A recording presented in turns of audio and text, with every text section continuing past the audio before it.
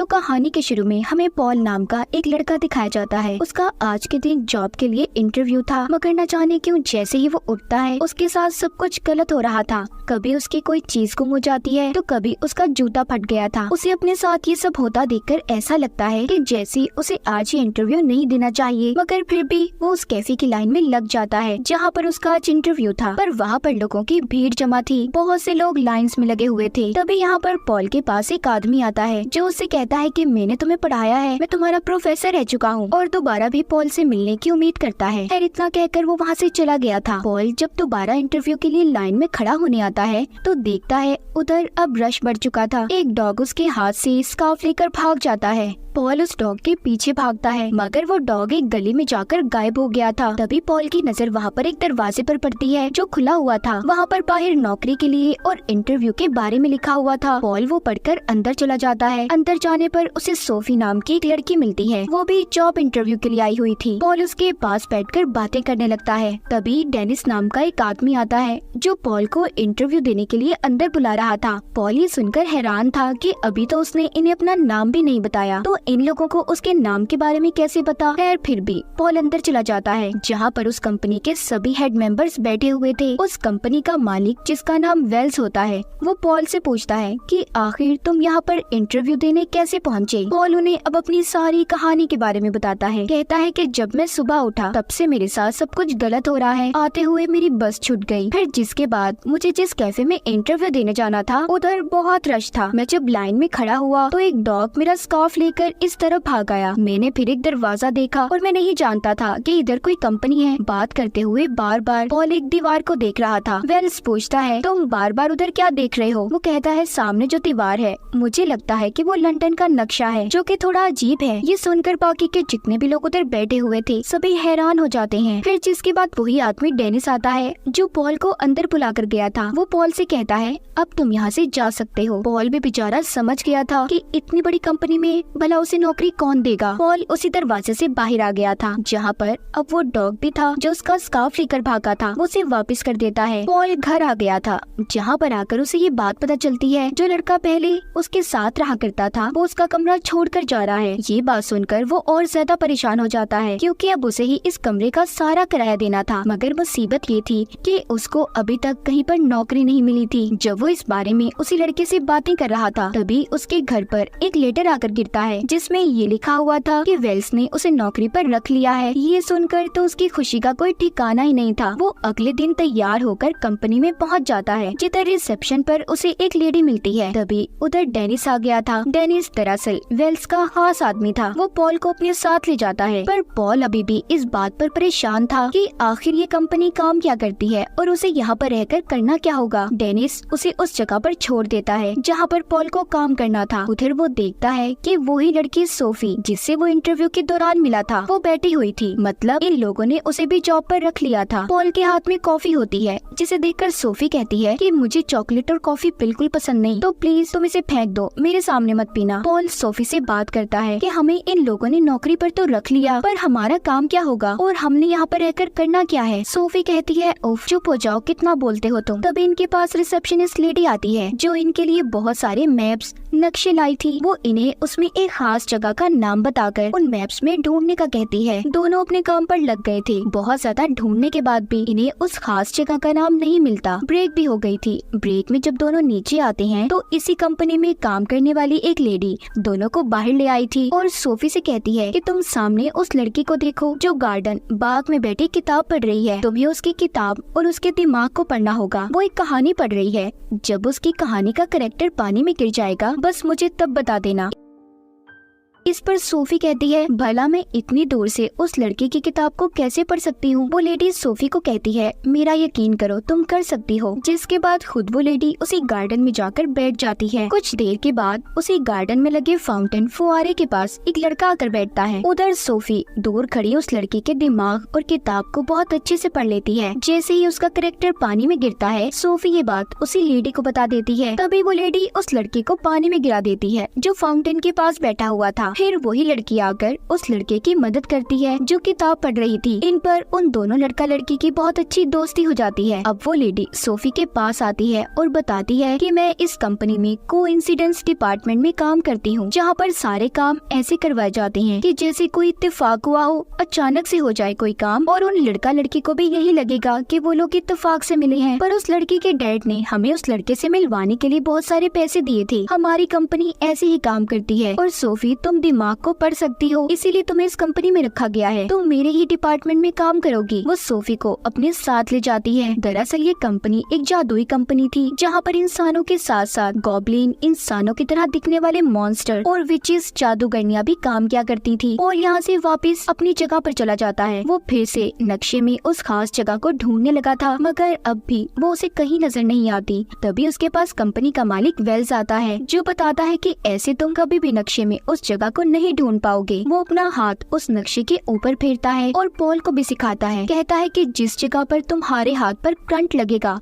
वही वो खास जगह होगी, जिससे तुम्हें पता चल जाएगा। जिसके बाद वो पॉल को अपने साथ ले जाता है। पॉल वेल्स से पूछता है कि आखिर आपकी कंपनी काम क्या करती है। वो बताता है हमारी कंपनी लोगों की फीलिंग्स, एहसासात को बदलने का काम करती है, जैसे किसी इंसान को प्यार करवाना या किसी का डाइवोर्स, तलाक करवा देनी, ये सब कुछ। वो पॉल को अपने ऑफिस में ले जाता है और कहता है पॉल, क्या तुम जानते हो तुम्हारे अंदर एक खासियत है, तुम छुपी हुई चीजों को तलाश कर सकते हो, जो चीजें एक आम इंसान नहीं देख सकता। तुम्हारी आंखें उन्हें ढूंढ सकती हैं। तुम्हारे मॉम डैड को तुम पर फख्र होगा। और ये बात मैंने तुम्हारे अंदर तब देखी जब पहली बार तुम इंटरव्यू देने के लिए आए थे। तुमने उस दीवार पर नक्शा ढूंढा था। तभी उधर डेनिस आ जाता है, जो वेल्स से कहता है नहीं पॉल ऐसा नहीं कर सकता, उसके डैड तो बिल्कुल भी उससे प्यार नहीं करते थे। ये सुनकर वेल्स कहता है नहीं, इस बात से इन चीजों पर कोई फर्क नहीं पड़ता। मेरे डैड भी मुझसे नफरत करते थे। उन्होंने मुझसे एक कॉन्ट्रैक्ट पर साइन करवाए कि अगर मैंने उन्हें धोखा दिया तो वो मेरी सोल, आत्मा को कैद कर देंगे। पर अब मेरे डैड इस दुनिया में नहीं है तो मैं अब फ्री हूँ। वेल्स यहीं पर पॉल को एक पोर्टेबल डोर ढूंढने का कहता है, जो इस मूवी का नाम भी है। वो बताता है कि वो बहुत खास है, वो एक जादुई दरवाजा है जिससे हम कहीं पर किसी भी जगह पर जा सकते हैं, और तुम इसलिए यहाँ पर हो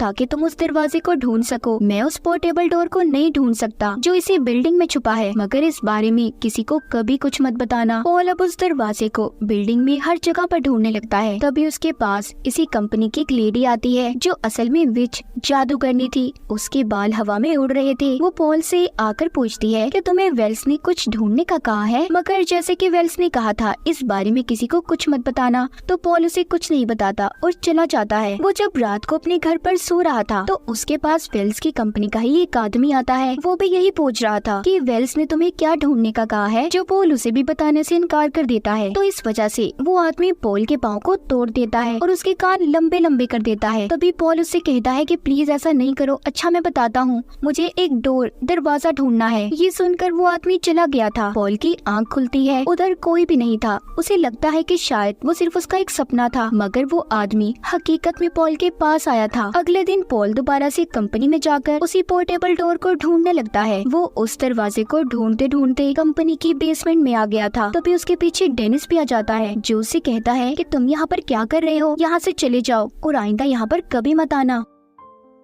उधर दूसरी तरफ सोफी भी कोइंसिडेंस डिपार्टमेंट में काम कर रही थी। वो लोगों को इत्तेफाक से मिलवाया करती थी, मगर अब उसे अपने अंदर कुछ बदलाव महसूस होते हैं। उसे ऐसा लग रहा था कि जैसे उसके दिलो दिमाग को कोई कंट्रोल कर रहा हो, इसीलिए वो अब इस नौकरी को छोड़ना चाहती थी। वो इस डिपार्टमेंट की हेड से इसी सिलसिले में बात करती है, जिस पर वो लेडी कहती है कि तुम इस तरह इस जॉब को छोड़कर नहीं जा सकती, क्योंकि तुमने कॉन्ट्रैक्ट पेपर पर साइन किए हैं। तभी वहाँ पर पॉल आ जाता है, जो उससे कहता है कि चलो मेरे साथ। सोफी उसके सामने चॉकलेट खाती है। पॉल पूछता है कि कल तक तो तुम बिल्कुल भी इन चीजों को पसंद नहीं करती थी, आज क्या हो गया तुम्हें। वो उसे अपने साथ एक बार में ले जाता है, जहाँ पर वो उसे बताती है कि पता नहीं मुझे क्या हो गया है, जो चीजें मुझे कभी पसंद नहीं थी वो मुझे अच्छी लगने लगी है। ये सब सुनकर पॉल कहता है ओ फिक्र नहीं करो, ऐसा अक्सर हो जाता है। सोफी कहती है तुम आजकल वेल्स के साथ काम कर रहे हो ना, मैंने सुना है, मेरी हेड मुझे बता रही थी कि एक दिन उसने अपने डैड को कहीं पर गायब कर दिया था, जिसके बाद आज तक वेल्स के डैड का कुछ पता न चल सका, तो जरा उनसे संभल कर रहना। मुझे लगता है कि डेनिस और वेल्स मिलकर कंपनी में कुछ करना चाहते हैं। अगले दिन रोज की तरह पॉल कंपनी में जाकर उसी पोर्टेबल डोर को ढूंढने लग जाता है। वो उसी बेसमेंट में वापस आ गया था जहाँ पर उसे डेनिस ने आने से मना किया था। वो डोर दरवाजे को ढूंढता ढूंढता एक दीवार के पास पहुँचता है जहाँ पर उसे कुछ अलग ही महसूस हो रहा था। उसे अपनी ताकतों से पता चल जाता है कि वो कोई दीवार नहीं बल्कि किसी जगह का रास्ता है। पॉल जब उसके अंदर जाता है तो वो एक जादूगर का कमरा था जहाँ पर कुछ अजीब चीजें पड़ी हुई थी। वहाँ पर उसे एक बड़ा सा स्टेपलर भी पड़ा दिखाई देता है। जब वो उसे हाथ लगाता है तो उसे अपनी ताकत, अपनी पावर से पता चलता है कि वो एक गॉब्लिन था। पॉल अपनी ताकत का इस्तेमाल करके उस पोर्टेबल डोर को भी ढूंढ लेता है जो उसे वेल्स ने ढूंढने के लिए कहा था। अब वो उस पोर्टेबल डोर जादुई दरवाजे की मदद से वापस कंपनी में आ जाता है। वो दरवाजा एक टॉवल तौलिए में बदल गया था। वो कंपनी में आकर छुपकर वेल्स की बातें सुनता है जहाँ पर वो सबको बता रहा था कि वो अपने ऑफिस के लोगों पर एक्सपेरिमेंट तजुर्बा कर रहा है। वो उन लोगों की पसंद नापसंद, उनकी फीलिंग्स, एहसासात और उनकी हर चीज को बदल देगा, जिसके बाद वो उन लोगों को अपने मुताबिक चला सकता है। और उसके इस एक्सपेरिमेंट का पहला शिकार सोफी थी, क्योंकि उसने जो कॉन्ट्रैक्ट पेपर साइन किए थे वो इसी चीज के बारे में थे और यही वजह थी कि सोफी को अपने अंदर बदलाव नजर आ रहे थे। ये सब सुनकर पॉल यहाँ से भागने लगता है जब वो उस दरवाजे को खोलने की कोशिश करता है, मगर अब वो टॉवल तौलिया दरवाजे में नहीं बदल रहा था। तभी पॉल उस तौलिए पर लिखी कुछ बातों को पढ़ता है जिस पर लिखा था कि डोर दरवाजे को खोलने के लिए तुम्हें 3 बार नॉक नॉक बोलना होगा और फिर उस जगह का नाम लेना है जहाँ पर तुम्हें जाना है। अब पॉल 3 बार नॉक नॉक बोलकर सुपरमार्केट का नाम लेता है जिससे कि वो सुपरमार्केट के फ्रिज में पहुँच गया था। फिर वो सोफी के पास जाता है और उसे सारी सच्चाई बताता है कि वेल्स तुम पर एक्सपेरिमेंट तजुर्बा कर रहा है और उसे उस पोर्टेबल डोर के बारे में भी। सोफी उस जादुई दरवाजे के बारे में सुनकर खुश होती है। वो सब कुछ अपने बारे में भूल गई थी। वो पॉल से कहती है कि इस दरवाजे की मदद से तो हम कहीं पर भी जा सकते हैं। चलो ना पॉल, सब कुछ भूलकर दुनिया घूम कर आते हैं। सोफी और पॉल पहले तो पिरामिड जाते हैं, फिर बर्फीले इलाकों में, तो कभी पहाड़ी और फिर समंदर के किनारे। उन्हें दुनिया घूमकर बहुत मजा आ रहा था। समंदर के किनारे बैठा पॉल सोफी से पूछता है, क्या तुमने किसी कॉन्ट्रैक्ट पेपर्स पर साइन किए थे? वो जवाब देती है कि हाँ, वो तो एक ट्रेनिंग प्रोग्राम था, पर अब मुझे लगता है कि शायद उसी वजह से मेरे साथ ये सब कुछ अजीब हो रहा है। खैर, अब वो दोनों उस पोर्टेबल डोर की मदद से वापस से कंपनी में आते हैं और उस कॉन्ट्रैक्ट को ढूंढने लगते हैं। तभी उन्हें एक आदमी के नाम का कॉन्ट्रैक्ट मिलता है जिसमें उन्हें ये पता चलता है कि वेल्स यहाँ पर लोगों की सोल, आत्मा को चुराता है। वो पहले कॉन्ट्रैक्ट पेपर पर साइन करवाता है जिसके बाद उस पेपर को बैंक ऑफ डेड यानी कि मौत के बैंक में जमा करवा देता है। इस तरह वो उस इंसान की आत्मा को कैद कर सकता था। वो दोनों उस पेपर को पढ़ ही रहे थे, तभी उधर बहुत सारे गॉब्लिन्स, मॉन्स्टर्स आ जाते हैं। ये दोनों डरकर वहाँ से भाग गए थे। तभी इनके सामने डेनिस आता है। जब ये उसे बताती है कि हमारे पीछे बहुत सारे मॉन्स्टर्स लगे हुए हैं, तो तभी वो ये देखते हैं कि डेनिस भी एक गॉब्लिन है। कुछ देर के बाद उधर वेल्स भी आ जाता है। तभी उन दोनों की किसी बात को लेकर बहस हो रही थी। इस बात का फायदा उठाकर पॉल और सोफी उस पोर्टेबल डोर की मदद से यहाँ से भाग गए थे, मगर गलती से वो दरवाजा खुला रहता है। तभी वेल्स उन दोनों को एक ऐसी जगह पर भेज देता है जहाँ पर एक जेल था। उधर एक जेल में सोफी और पॉल को एक आदमी मिलता है जो असल में वेल्स के डैड थे, जो बताते हैं कि जब मुझे मेरे बेटे के शैतानी इरादों के बारे में पता चला कि वो लोगों की आत्माओं को कैद करता है, तो उसने मुझे इस जेल में कैद कर दिया ताकि मैं उसे कभी भी रोक ना पाऊँ। यानी कि जो बात सोफी ने पॉल को बताई थी कि वेल्स ने अपने डैड को कहीं पर गायब कर दिया,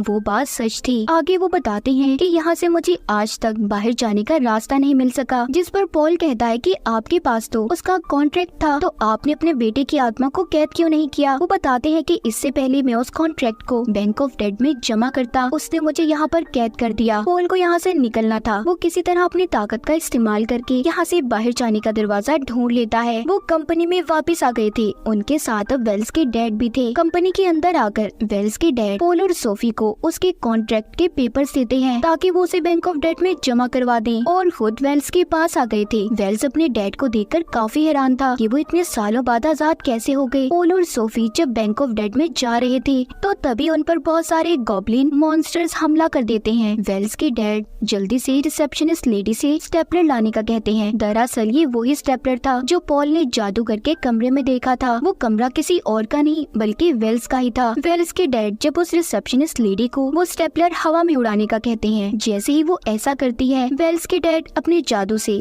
उस स्टेपलर में कैद गॉब्लिन को आजाद कर देते हैं जो सभी गॉब्लिन्स का लीडर था। वो वहाँ पर सभी अपने साथियों को पॉल और सोफी से दूर जाने का कहता है। असल में गॉब्लिन्स का लीडर रिसेप्शनिस्ट लेडी का हस्बैंड था। डेनिस इन दोनों का बेटा था, मतलब कि वो भी गॉब्लिन ही था। दूसरी तरफ वेल्स अपनी ताकतों से अपने डैड को कैद कर लेता है। तभी वहाँ पर कंपनी के बाकी लोग भी आ गए थे जो वेल्स को समझा रहे थे कि ऐसा मत करो, मगर वो यहाँ पर पॉल से कहता है कि अगर तुमने मेरे कॉन्ट्रैक्ट को वापस ना किया तो मैं सोफी को मार दूंगा। पॉल क्योंकि सोफी से प्यार करता था वो उसकी जान बचाने के लिए वेल्स को वो कॉन्ट्रैक्ट के पेपर्स देने ही वाला था। तभी सोफी इशारों से पॉल से बात करती है, कहती है कि जेल से आने का कोई दरवाजा नहीं था पॉल, तुमने अपनी पावर्स ताकत का इस्तेमाल करके आने के दरवाजे को बनाया और अब भी तुम अपनी ताकत इस्तेमाल करके दरवाजा बना सकते हो। तभी पॉल सोफी की बात मानकर अपनी ताकत का इस्तेमाल करता है। उसने वहाँ पर बहुत से दरवाजे बना लिए थे। तभी वो बैंक ऑफ डेड के दरवाजे को ढूंढकर उसमें चला जाता है और वहाँ की रिसेप्शनिस्ट लेडी को वेल्स का कॉन्ट्रैक्ट जमा करवा देता है। ऐसा करते ही वेल्स की सारी ताकतें खत्म हो गई थी। उसके डैड उसे उसी जगह पर कैद कर देते हैं जहाँ पर वेल्स ने अपने डैड को कैद किया था। पॉल बैंक ऑफ डेड से वापस आ गया था। सोफी ये देखकर उसे गले लगा लेती है। वो बहुत खुश थी कि उसने उसकी जान को बचाया। वो सोफी को उसका कॉन्ट्रैक्ट वापस करता है। वेल्स के डैड ने अपनी कंपनी में दोबारा अपनी सीट ले ली थी। वो पॉल और सोफी को भी अब अपनी कंपनी में रख लेते हैं और एक ऊंची पोस्ट देते हैं। पॉल सोफी से पूछता है, क्या तुम मुझे पसंद करती हो? सोफी ने भी हाँ में जवाब दिया था और इसी हैप्पी एंडिंग को दिखाते हुए इस फिल्म की कहानी यहीं पर खत्म हो जाती है।